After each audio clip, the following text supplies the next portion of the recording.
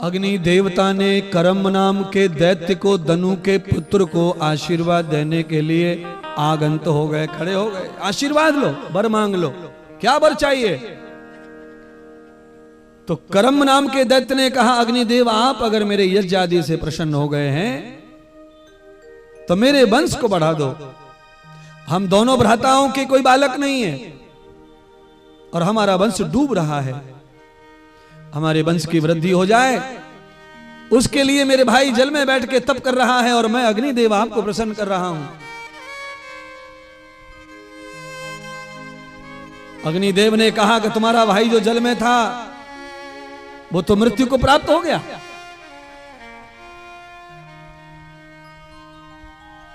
और मैं प्रसन्न हुआ हूं, वर मांग लो। तो वर मांग लिया, पुत्र। अग्नि देवता ने वरदान दे दिया करम्भ को कि यज्ञ आसन से उठ करके जैसे ही तुम पूर्व दिशा की ओर यात्रा करोगे, यात्रा में जहां पर भी कोई मादा तुम्हारी आंखों के सामने आएगी और उसी मादा के ऊपर तुम अपनी दृष्टि डाल दो, तुम पिता बन जाओगे और वहीं से तुम्हें पुत्र की प्राप्ति हो जाएगी। अग्नि देवता का वरदान लेकर के करम नाम का जो दैत्य है वो यज्ञ आदि सत्कर्म करके पूर्व दिशा की ओर, सूर्य की ओर चल पड़ा। प्रथम नम तिष्ठतागम्यम देवम दर्शनम प्रभाम। करम नाम के दैत्य ने देखा कि एक भैंस सरोवर से नहा धोकर निकली है और वो आज बच्चा पैदा करने के भाव से बाहर आई है। भैंस का वो समय चल रहा है जिस समय वो मां बन सकती है। तो कथा बड़ी अटपटी है। करम्भ की नजर उसी मादा पर पड़ी, उसी भैंस पर पड़ी, और करम्भ कामोत्तुर हो गया, कामातुर हो गया। तो जो भैंस है वो करम्भ के अंश से गर्भवती भी हो गई। यदत्वाम दर्शनम प्रभाम।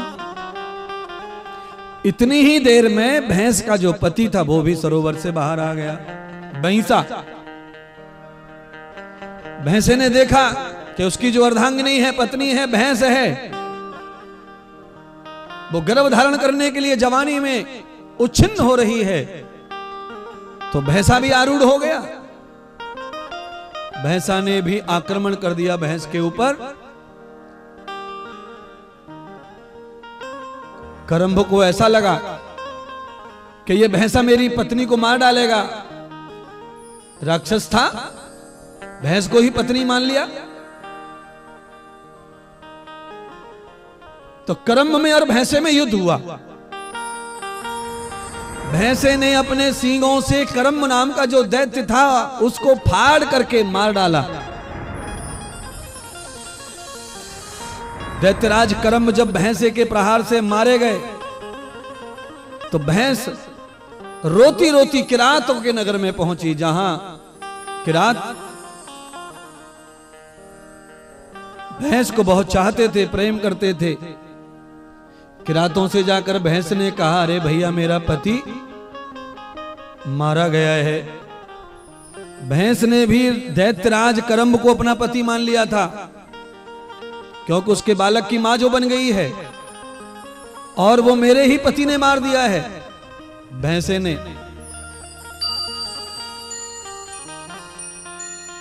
भैंसा भैंस के पीछे ही था, उसे भी मारने के लिए घूम रहा था। तुझे जिंदा नहीं छोड़ूंगा, मेरे होते हुए तूने परपुरुष से संबंध कैसे कर लिया।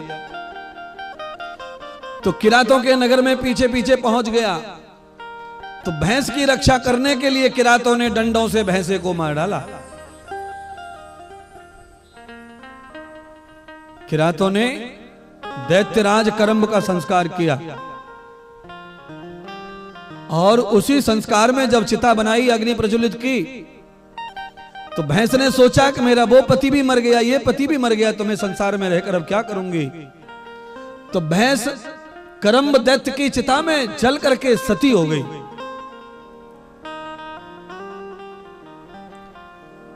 सती जब हुई तो अद्भुत अग्नि के बीचा बीच में से भैंस के पेट में जो बालक पल रहा था, अग्नि के बीचा बीच में वही बालक महिषासुर के रूप में एक दिव्य आकार पर्वत जैसा लेकर के प्रकट हो गए। दुहित्वा साम यथा कर्मम। और उसके पश्चात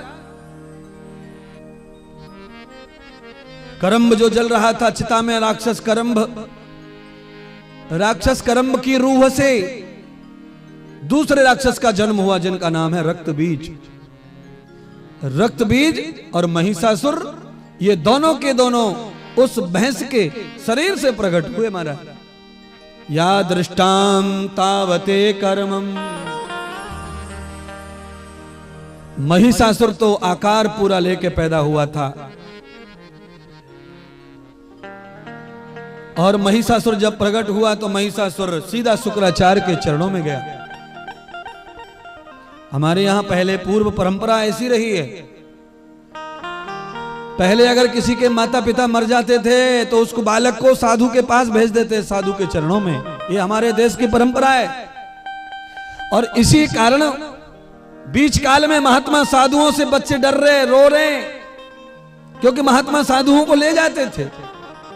तो वो ऐसा प्रचार हो गया कि महात्माओं से साधुओं से डरते हैं बालक, और घर वाले भी बालकों को साधु का नाम लेके डराते भी हैं महाराज। हाँ, कई माताएं बहनें तो आज भी साधु का ही नाम लेती हैं। दूध पी ले बाबा, खा जागो, बोलो बाबा खा जागो।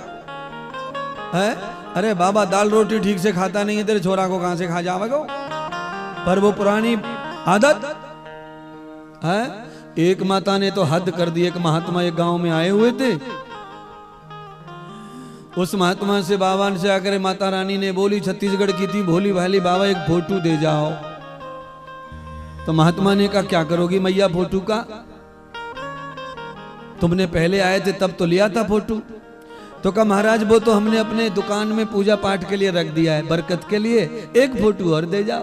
तो कहा अब क्या करोगी। तो कहा मेरे बेटे को बच्चा हुआ है, मेरा पोता हुआ है, वो जब जब दूध नहीं पिया करेगा तब तब मैं आपका फोटो दिखा दिखा के डरा डरा के दूध पिलाया करूंगी। अब बाबाओं के फोटो खाली डराने को रह गए हैं, पूजा पाठ के लिए नहीं। ऐसे हाल है बाबाओं के। बोलो, बड़ी समस्या आ गई। एक बाबा भिक्षा करने आए थे, एक मैया का बालक आंगन में लेके बैठी गोद में, और हाथ में कटोरी दूध की।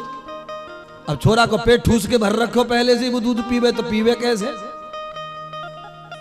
और तभी बाबा का आगमन हुआ, भिक्षाम देहि। और तभी मैया का बोलना हुआ, दूध पी ले नहीं तो तुझे बाबा ले जाएगा झोली में डाल के। महात्मा कहने लगे एक चुटकी आटा मांगने आए हैं और तू हमें ऐसे चोर उचक्के और ऐसे समझ रही है, झोली में डाल के। बीच में तो हल्ला भी उड़ा था महात्मा साधुओं का, बच्चा चोर, बच्चा चोर, बच्चा चोर। हाय राम, बड़ी समस्या है महात्मा है। एक तो बेचारे दिन भर अंगारों पे चलते रहते हैं, ऊपर से ये लफड़े और है महात्माओं के। है पता चल जाएगा, 2-4 दिन अकेले रह के देखो कमरे में, तब समझेगा कि महात्मा क्या होता है, कैसा जीवन है महात्मा का, समझ जाएगा। पर सुनिए, बात गई रात गई, ये सब बातें हो गई डराने समझाने की, मजाक मर्रे की। पर दूसरी बात, महात्माओं से डरना चाहिए। पहले मैंने कहा गुरुदेव महात्माओं से डरना चाहिए, पर छोटे बच्चों को दूध पिलाने के लिए महात्माओं का डर नहीं दिखाना चाहिए। बच्चों को कहो तुझे बाबा आएंगे आशीर्वाद देंगे, तुझे गुरुजी आएंगे लड्डू देंगे, तुझे गुरुजी आएंगे पेड़ा खिलाएंगे, दूध पी ले, दूध पी ले, गुरुजी आएंगे तुझे बड़ा बना देंगे, दूध पी ले, ऐसे बोला करो। तुम उल्टा बोलते हो, बाबा खा जागो, बाबा ले जागो, बोलो।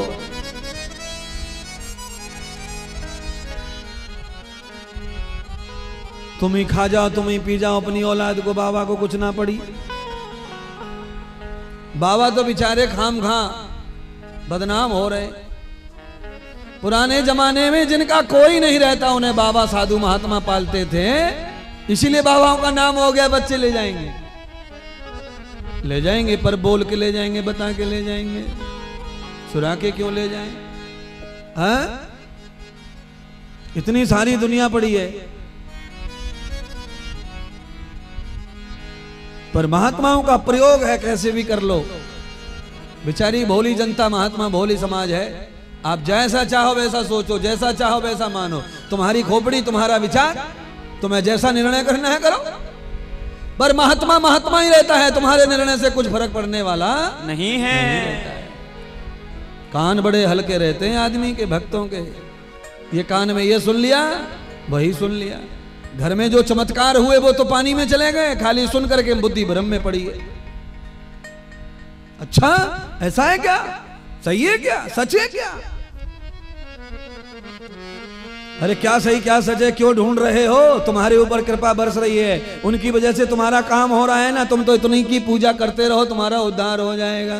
बाकी वो क्या कह रहा है, ये क्या कह रहा है, काहे को चक्कर में पड़ रहे हो? हाँ? महात्मा के बारे में अगर कोई कुछ कहता है, इसका मतलब ये नहीं है कि तुम्हारे बारे में भी सब दुनिया सब कुछ कहती है। तुम केवल हटके तो देखो जगह से, तुम्हारे जाते लोग शुरू हो जाते हैं तुम्हारे बारे में। पर ना, दुनिया का काम ही वही है, कहते रहना, सुनते रहना, उड़ाते रहना, उड़ते रहना। तुम्हारा जो काम है वो यह है कि एक बार जो जान लिया, पहचान लिया, फिर उसके ऊपर कभी भी कालिमा नहीं आनी चाहिए, कभी भी विक्षेप नहीं आना चाहिए।